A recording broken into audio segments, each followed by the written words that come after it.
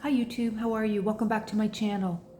My name's Elizabeth for all of you who are new here, and I welcome you to my channel. Here on this channel, I discuss things all astrology, and I use different ways of connecting with it.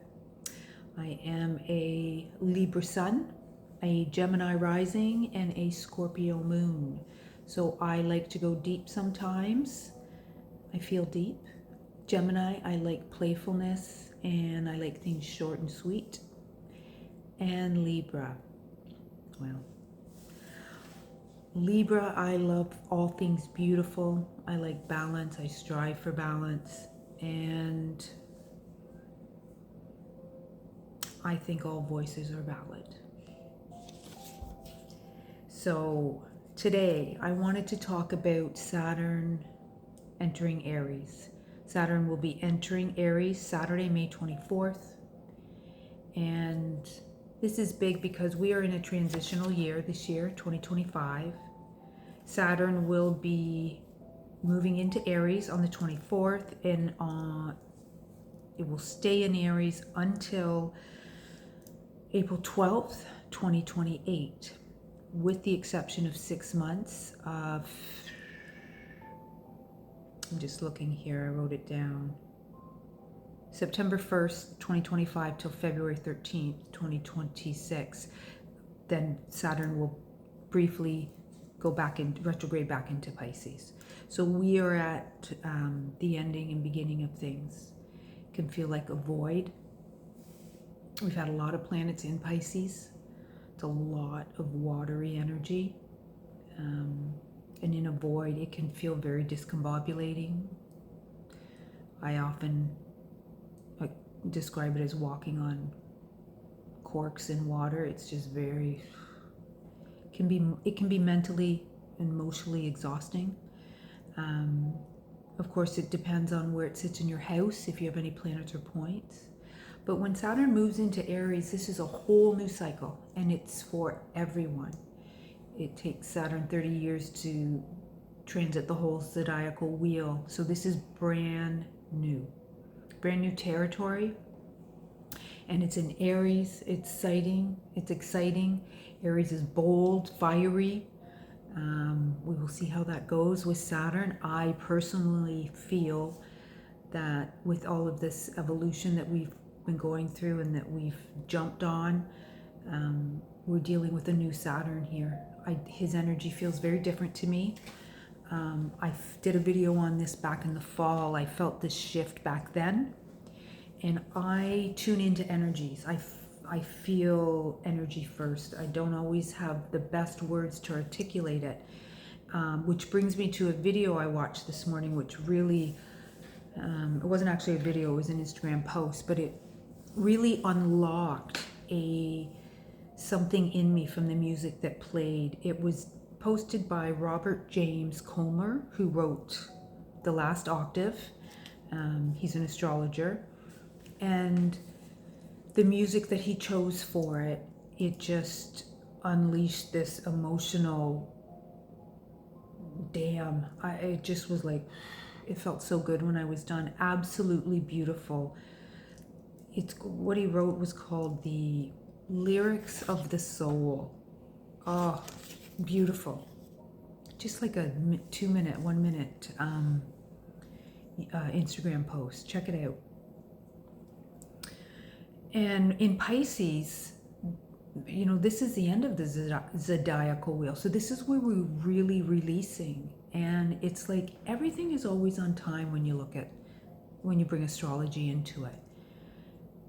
Even some of the biggest shifts are the most subtle.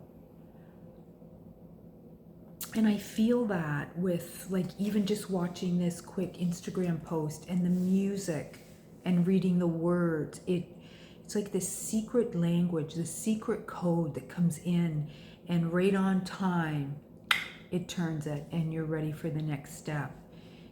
I mean, astrology is amazing in that way, what it will open you up to. It's what it opens yourself up to. Intimacy, into me, I see. It's so beautiful. So I thought today what I would do I wanted to do a card pull because I like to do that. And the first card I want to do is from the Sacred Creators deck. This is just for maybe anyone that's sitting with thinking of, in the back burner where it's like you feel like something creative is there and you're not always sure what it is. It's that silent energy that you can't put words to.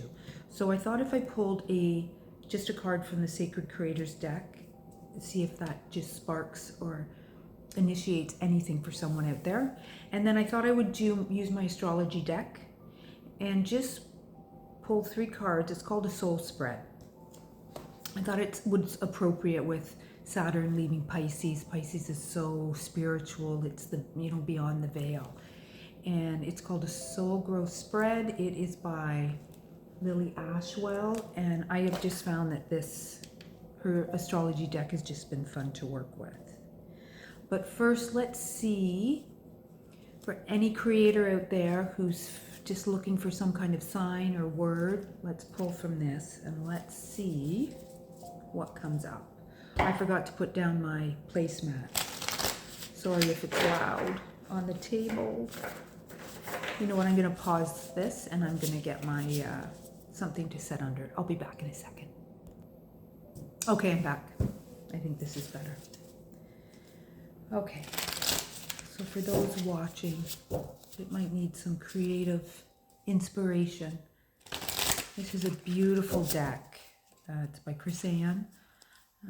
It's a beautiful deck for messages when you're working with creativity and you just need a boost, and I have found it very helpful. So for those watching, I hope you're all doing really well.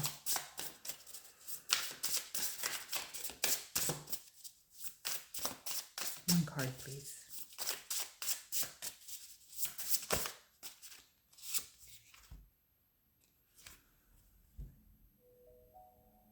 Nourish the sacred feminine. So whatever you're going through right now, it's card 18. Oh, I love 18. To me is ancestors watching over. That's just my own personal feeling with the number 18. It also relates to Jupiter for me, not necessarily in the traditional sense, but there's a signal to Jupiter for me with this number 18 and also ancestors. So nourish the sacred feminine. This is where Spirit's saying, your ancestors are saying, really allow yourself to receive. And then when you do that, whatever it is you're looking for or trying to inspire or bring up, it will come up a lot easier. You got to take care of yourself first. And in Pisces, we're in the void, that seems very, very appropriate. So I hope that was helpful. Now let's just see, what question do I want to ask for this soul growth? So we're in a transition with this Saturn moving into Aries. So again, like I said, cycles within cycles. So this could just be maybe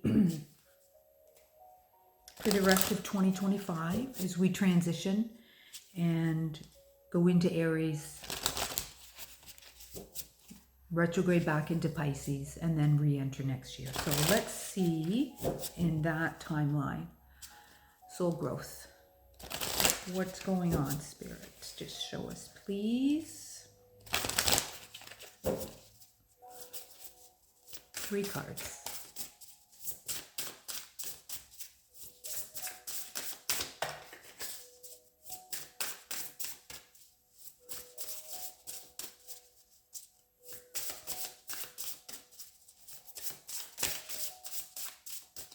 Three cards, please. I'm hearing patience. Yeah.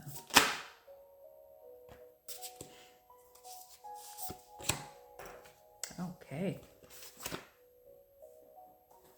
This is really, really fascinating. So So the first card is for what you're learning. Second is how you're learning it, and the third is where it will take you. So we have the North Node, destined to have. We have fire, confidence, optimism, bravery, passion, and then Pisces, intimacy, intuition, and compassion. So, sorry, I just want to pull my book here. I want to think on this. So, what are we learning? The North Node. The North Node is in Pisces.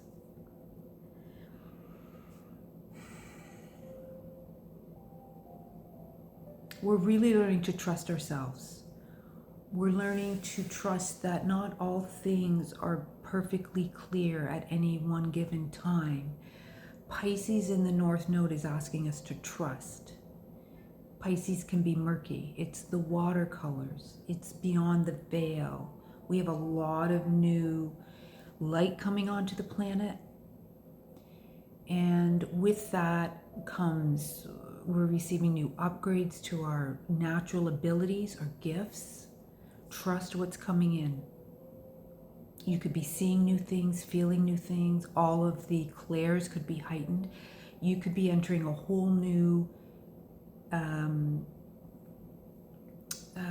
cycle that's, it could feel very uncomfortable because you're unfamiliar. And Pisces is asking you to go beyond and trust it. How are you learning it? Fire. Now, fire is Aries energy. So in the heart, trust your heart. Drop into your heart. We drop into our heart and the mind will follow. And the heart always knows. So follow that. And then where will the wisdom take you? Well, I want to say right out the back door. Pisces, it's going to take you. It's going to cross you over right into the new era, the new cycle we're going into, where Saturn does enter the next 30 years of the zodiacal, the full zodiacal wheel.